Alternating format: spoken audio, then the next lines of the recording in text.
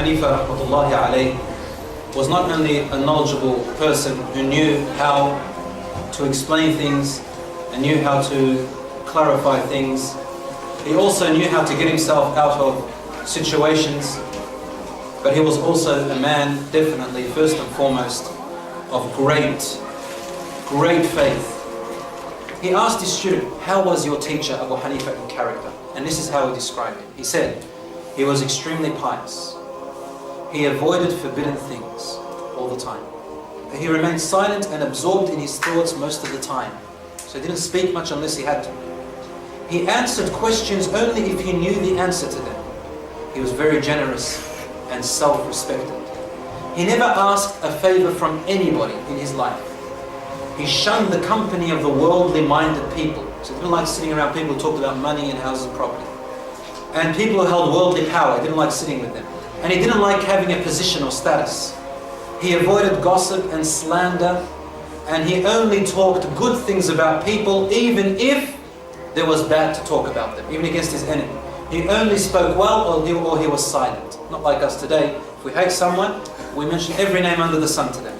Abu Hanifa, even his enemies who imprisoned him and whipped him, he had nothing to say but only good, or he was silent. And this is wallahi the test in his life.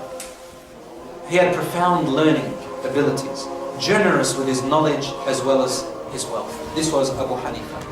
Imam Abu Hanifa was endued with intelligence beyond measure. Very, very intelligent. Look at something, he was full of reasoning, very rational person. Looked at things in common sense and looked at things from all perspectives. Every way. Four-dimensional thought. Four-dimensional. A lot of us were just one-dimensional. He was four-dimensional. I'm going to give you some examples very soon. Abu Hanifa was one full of reasoning, and the Romans sent an envoy, a man, to try and trick them, to try and put doubt about their religion. So a man came along and he said to the people, gathered people, said, I have come with 3 questions. He stood up and he said, my first question is, who was there before God? Before Allah, who was there? And then the second question, right now Allah is facing in which direction? And number 3, what is Allah doing right now? Abu Hanifa was only about 10 years old or 12 years old that time. No one could answer, so he said, let me answer, Father.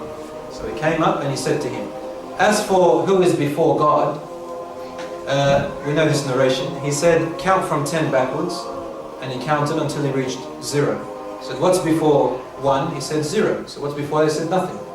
Don't give this -1, -2, that's actually a number. 0 is basically the end. And he said, what's before 1? He said nothing. He said, so the Lord of the worlds, the glorious Creator, how can He not be the beginner of everything when in actual common sense and logic, you count backwards and you end up with 1 and there's nothing before that. Then he asked him the second question. He said, what about God? Where is He facing? In which direction is He facing now? He said, if you light up a candle, what do you see? He said, light. He said, in which direction is the candle light facing? He said, it's not facing in any particular direction. Light is facing everywhere. Right? It's not facing in any particular direction. He said, then what do you say about Allah, who is the light of lights? Nurun ala nur. How can I say which direction He is facing? As for the third answer, he said to him, to answer your third question, you have to come down here and I go up there, because the people want to hear the answer, and if you want to, basically get me in your question, then at least let everybody hear my answer. It's only fair because you made your question in front of people, let me answer in front of the people. So he thought that's common sense. So he got up and he said, what is Allah doing right now? He said, right now, He is making the one who is on falsehood come down off the pulpit, and the one full of success to climb up the pulpit to answer and prove you wrong. So he said, this is what Allah is doing right now. Every action that happens in life, this is what Allah is doing. Right now, Allah is doing this. If it wasn't for God, we will all be non-existent, dead, gone. Because we don't keep ourselves alive, Allah keeps us alive. Allah keeps everything in motion. It doesn't keep itself in motion. Right? Nothing keeps itself in motion, comes to an end.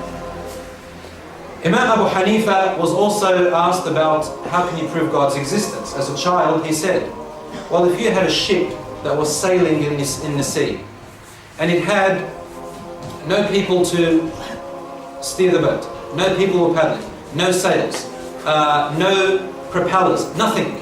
Just a piece of boat in the sea.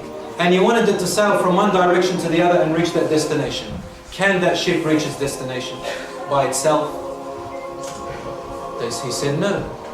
He said, well then, how can this world and your motion and your heartbeat and your existence and motion, all of that, live and go without someone controlling it? Just like the ship cannot control itself and maneuver itself without any electronics and without any satellite, without any of this, then how can you be able to move and live without someone guiding you and being your navigator and control?